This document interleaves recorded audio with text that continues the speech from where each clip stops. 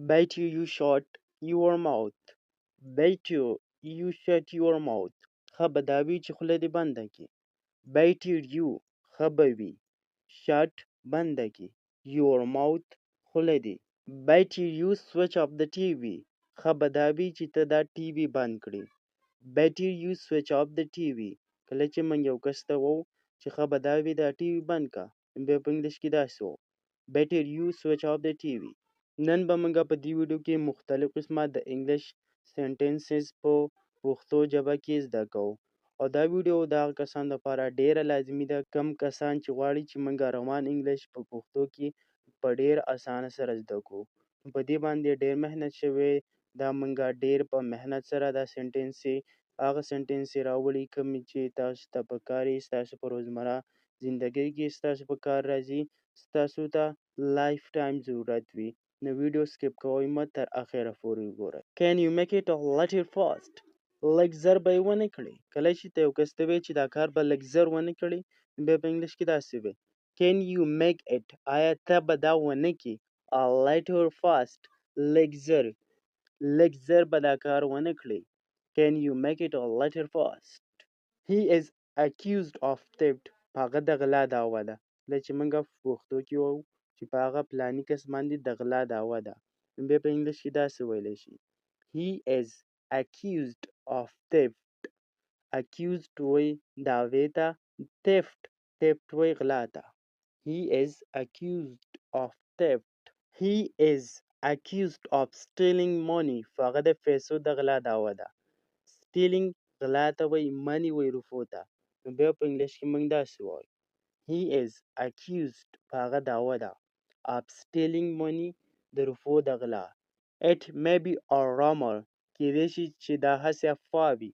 کله چې یوه خبره هسې افوا وي یعنې دروغ وي او هغه خوره شي، نو بیا موږ په پښتو کې وو کیدای شي چې دا هسې افوا وي یعنې کیدای شي چې دا رښتیا نه وي. نو بیا په انګلیش کې داسې وي. It may be a rumor.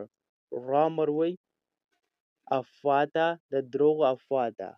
It may be a rumor. What do you think about it? ستا د دې په باره کې څه سوچ دی، څه فکر دی؟ کله چې ته یو کس ته وایې ستا د دې فلاني کار په باره کې څه سوچ دی، څه فکر دی، بیا به داسې وایې. What do you think about it? I think it is not true. زما په خیال چې دا رښتیا نه دي، یعنې زما فکر دی، زما سوچ دی، دا خبره چې رښتیا نه ده. I think it is not true. I think it is not true. True وایي رښتیا ده. I think it's true. زما په فکر، زما په خیال سره دا رښتیا دي. کله چې ته یو کس ته وایې چې دا رښتیا دي، بیا په انګلیش کې داسې وایې. I think it is true. I think it's true. دواړه تاسو ویلی شي. Maybe. د maybe مطلب دی کیدای شي. کله چې موږ په پښتو کې وو کیدای شي باران وشي، کیدای شي چې دا کار وشي. بیا په انګلیش کې داسې وو. Maybe. I want to meet him. زه غواړم چې هغه سره ملاقات وکړم، زه د هغه سره میلاو شم. I want to meet him. د دې نه تاسو مختلف قسمه سنټنسې جوړولی شئ، لکه فار ایگزامپل I want to meet you. زه غواړم چې ستا سره ملاقات وکړم، ستا سره میلاو شم. I want to meet you. Where can I meet you? زه تا سره کوم ځای کې میلاویدی شم. کله چې ته یو کس ته وایې زه غواړم چې ستا سره میلاو شم، په کوم ځای کې ستا سره میلاو شم، نو بیا ته هغه ته په انګلیش لینګویج کې ویلی شي Where can I meet you? Where چېرته Can I meet you? زه ستا سره میلاویدی شم. Why do you want to meet him? ته ولې غواړې چې هغه سره میلاو شي. Why do you want? ته ولې غواړې to meet him د هغه سره میلاو شي. He is about to come. هغه بس راتلو والا دی. He is about to come دا یو انګلیش پریز دی او د دې مطلب دی هغه د راتلو والا دی. He is about to come. I'm about to arrive. زه را رسېدو والا یم. I'm about to arrive د دې مطلب دا دی چې زه د را رسېدو والا یم. I'm about to arrive home. زه کور ته د را رسېدلو والا یم. ته چې کله یو کس ته وایې چې زه کور ته د را رسېدلو والا یم، بیا په انګلیش کې داسې وایې. I'm about to arrive home.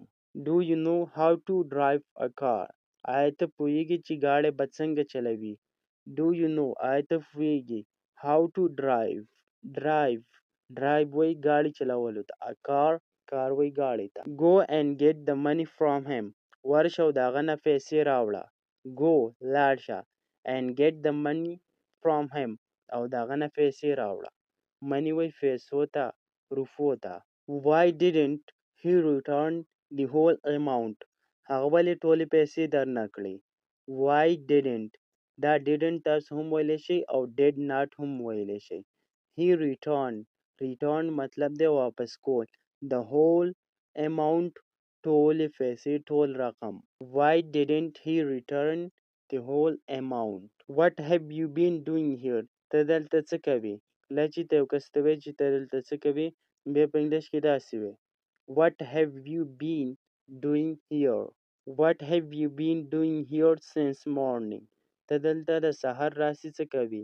کله چې یو کس ته وایې چې ته د سهار نه دلته څه کوې نو بیا په انګلیش کې داسې وایي what have you been doing here since morning. I have been doing my work here زه دلته خپل کار کوم. ته دغه کس ته په جواب کې ویلی شي زه دلته خپل کار کوم. I have been doing my work here.